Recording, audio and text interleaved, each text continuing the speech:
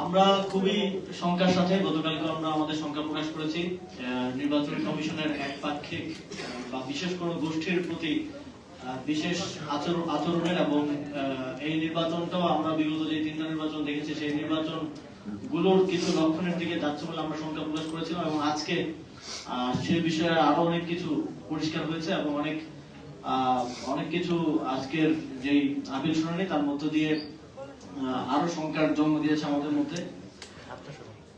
বাংলাদেশের সংবিধানে স্পষ্টভাবে বলা আছে যে কোন ব্যক্তি যদি কোনো বিদেশি নাগরিকত্ব গ্রহণ করেন কিংবা আনুগত্য প্রকাশ করেন, শুধু নাগরিকত্ব গ্রহণ না, আনুগত্য প্রকাশ করলেও তিনি বাংলাদেশের সংসদ সদস্য প্রার্থী হওয়ার যোগ্যতা হারাবেন। এবং এরপরেও আমরা দেখলাম যে অনেকেই দ্বৈত নাগরিকত্ব থাকা সত্ত্বেও নির্বাচন কমিশনে গিয়ে গুন্ডামি করছেন।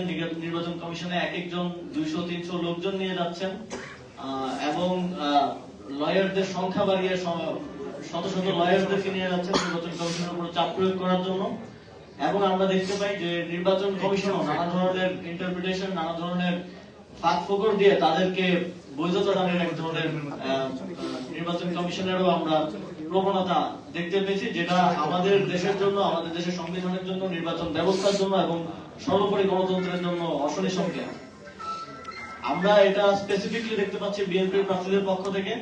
বিএনপি নিজেদেরকে গণতন্ত্রের ধারক বাহক, গণতান্ত্রিক রাজনীতির পায়োনিয়ার বলে বিভিন্ন জায়গায় বলে আসছে এবং মনে করে, কিন্তু তাদের কাজকর্মে আমরা দেখি যে তারা সম্পূর্ণ 180 ডিগ্রি টার্ন নিয়ে গণতন্ত্রের বিরুদ্ধে, বাংলাদেশের সংবিধানের বিরুদ্ধে, বাংলাদেশের প্রচলিত আইনের বিরুদ্ধে কাজ করে যাচ্ছে।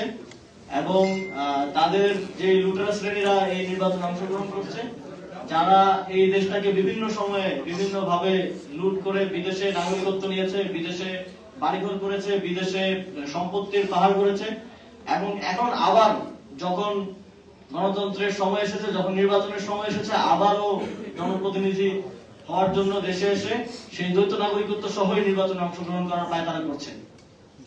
আপনারা যদি জনপ্রতিনিধি হতে চান তাহলে প্রকৃত অর্থে প্রথমে বাংলাদেশের এককভাবে বাংলাদেশের নাগরিক হন। আমরা কোনো বিদেশি নাগরিককে বাংলাদেশে নির্বাচন করতে দেব না। আমরা কোনোভাবেই, যদি নির্বাচন কমিশন এক্ষেত্রে সংবিধান লঙ্ঘন করার কিংবা কোনো ধরনের ইন্টারপ্রিটেশন দেয়ার কিংবা কোনো ফাঁকফোকরের মধ্য দিয়ে তাদেরকে ইখতিয়ার বহির্ভূত ভাবে তাদের প্রার্থিতা বৈধ করার কোনো চেষ্টা করে, তাহলে আমরা একই সাথে আইনি লড়াই লড়বো এবং একই সাথে রাজপথেও নামবো। আমরা এই নির্বাচন কমিশনকে সর্বোচ্চ সহযোগিতা করে আসছি প্রথম দিন থেকে, এবং আমরা বিভিন্ন জায়গায় তাদের অনেক ঘাটতি সত্ত্বেও তাদের এই যে একপাক্ষিক অবস্থান নেওয়াটা, সেটা আমরা একদম যাচাই বাছাইয়ের পর্যায়ে থেকে দেখে আসছি। তারপরেও আমরা চেষ্টা করছি তাদেরকে সময় দেওয়ার, সুযোগ দেওয়া, যাতে তারা এগুলো ঠিক করে নেয়। কিন্তু আজকের যে ঘটনাগুলো ঘটেছে এবং আগামীকালকে আবার এফিডেভিটের মাধ্যমে বিদেশি নাগরিকদেরকে বাংলাদেশের নির্বাচন করার সুযোগ দেওয়ার যে কথাগুলো আমরা শুনেছি, তারপরে আমরা তাদেরকে আর কোনো ধরনের সুযোগ দিব না। আগামীকাল যদি আমরা দেখি যে কোনো ঋণ খেলাপি, কোনো দ্বৈত নাগরিকত্বধারী কেউ নির্বাচন করার যোগ্যতা পাচ্ছেন, সেটা যে শর্তেই হোক, যে ইন্টারপ্রিটেশনের মধ্য দিয়েই হোক, আমরা সেটার বিরুদ্ধে রাজপথে নামবো। আমরা সেটার বিরুদ্ধে আমাদের পরবর্তী আইনি লড়াই চালিয়ে যাব।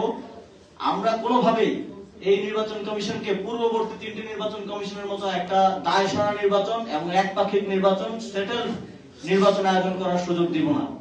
জাতীয় নাগরিক পার্টি তাদের জোট শরীকদেরকে নিয়ে এই বিষয়টিকে খুব সিরিয়াসলি ডিল করবে এবং এই বিষয়টিকে এই ধরনের কোনো কিছু ঘটা থেকে রুখে দাঁড়ানোর জন্য কাজ করবে।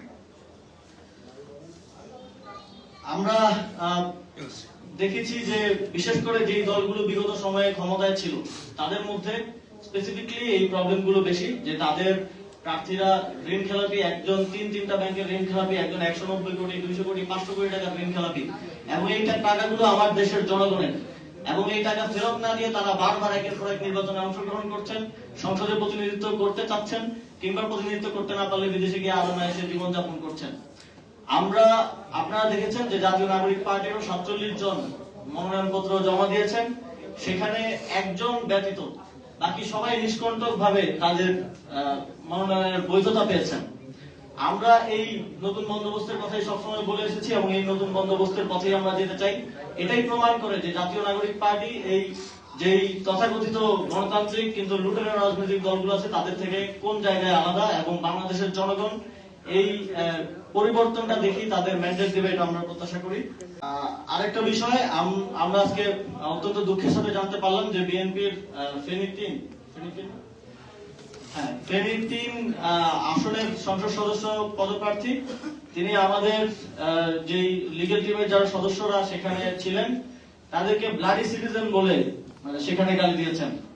তো আমরা এটাকে গালি হিসেবে নিচ্ছি না, আমরা মনে করি আমরা ব্লাডি সিটিজেন, আমরা এই বাংলাদেশের ব্লাডি নাগরিক, কিন্তু আমরা ব্লাডি ফরেনার না। আপনাদের মতো ব্লাডি ফরেনারদের বাংলাদেশের কোনো অধিকার নেই নির্বাচনে অংশগ্রহণ করার এবং জনপ্রতিনিধিত্ব করার।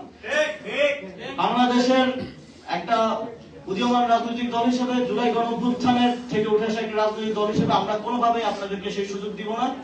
যদি কোনোভাবে আপনারা নির্বাচন কমিশনকে ম্যানেজ করে কিংবা এই পলিটিক্যাল এই ফ্যাসিবাদী সিস্টেম যেটা আমরা দুঃখজনকভাবে গত 1.5 বছরেও পুরোপুরি পরিবর্তন করে আসনের প্রতিরোধ করা হবে, আপনাদেরকে আমরা আমাদের যেই সুপ্রিম কোর্ট আছে সেখানে আমরা আমাদের আইনি লড়াই চালাবো, কিন্তু কোনোভাবেই আপনাদেরকে আমরা শান্তিতে এখানে নির্বাচন করতে এদেশের জনগণের প্রতিনিধিত্ব করার সুযোগ আমরা দিব না।